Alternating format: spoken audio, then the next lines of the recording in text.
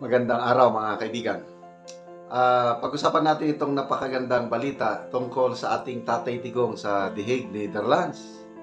Ito, may post, FPRRD supporters, title, Tatay Digong is everywhere.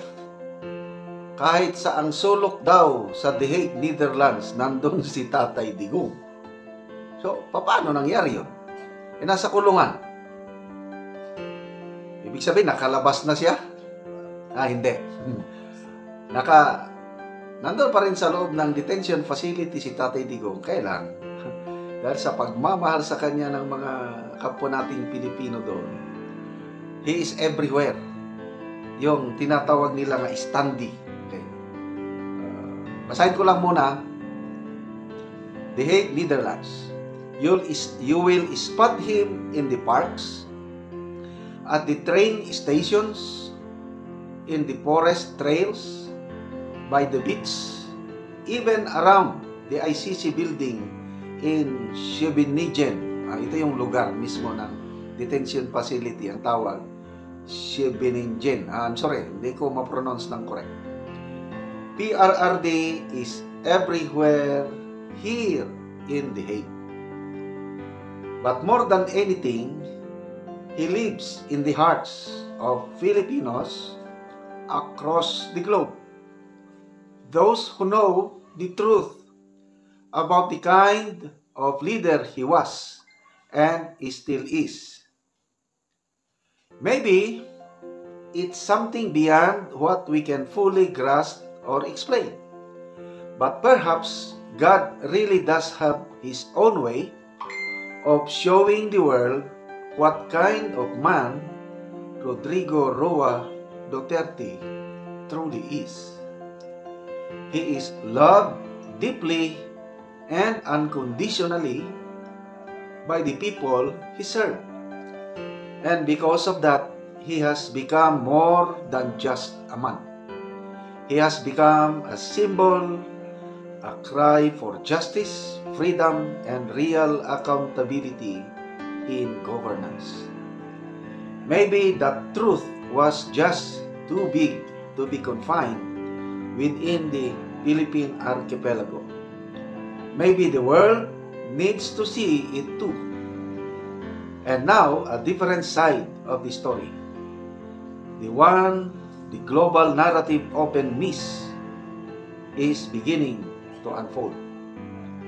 For the Filipinos who proudly carry his standee. Yan, standee yung parang, anong tawag nun? Ipakita ko mamaya. Parang siya mismo, kailang papel lang. Karton standee. For the Filipinos who proudly carry his standee around The Hague, FPRRD was the best president the country ever had. Their gratitude is not temporary. It's something they'll carry with them for the rest of their lives. Someday, it will carry him back home to his beloved motherland. This kind of devotion is a wake-up call, a slap in the face to the traditional politicians back home who believe that love and loyalty could only be bought with money. Hello, ayuda. Tatay Digong set the bar so high, and the Filipino people aren't settling for less anymore. Okay, so ito na, yung mga standee na pinakita. Sandali kay i-highlight ko. Sandali ko yung aking picture. Yan o.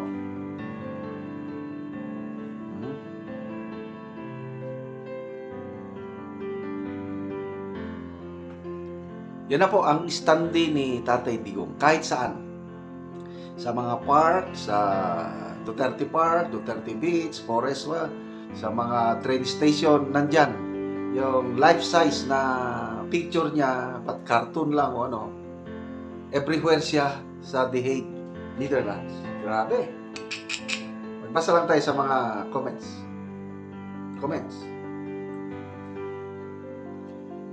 Yulita Carcido.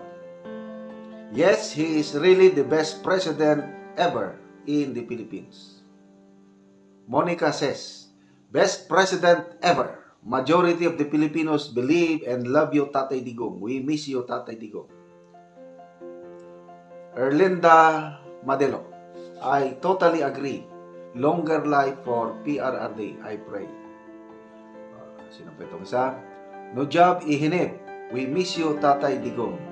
Bring him home, the best president we ever had. Okay, ito iulitin ko lang na ipalabas sa inyo. Isang mga 4-year-old boy. Duterte is my friend and the best president in the whole world. Grabe ang bata nito. Question. Do you know Duterte? Duterte is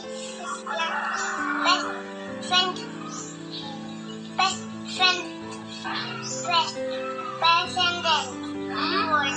In the world? Yeah. Duterte! Duterte! Duterte! Duterte! Duterte! Duterte!